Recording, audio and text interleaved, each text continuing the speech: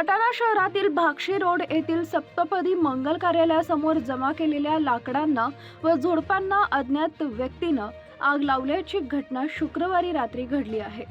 सप्तपदी मंडळ कार्यालयासमोर मोकळे प्लॉट व नाला असून या ठिकाणी आजूबाजूचा परिसर स्वच्छ करून तोडलेली लाकडे व झुडपे गोळा करून ठेवलेली होती।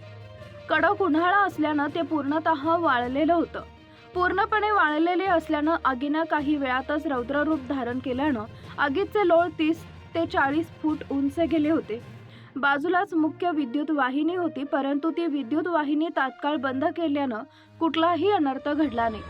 सटाणा अग्निशामक विभागाला घटनेची माहिती कळताच नगर परिषदेचे अग्निशामक बंब तात्काळ घटनास्थळी दाखल झाले।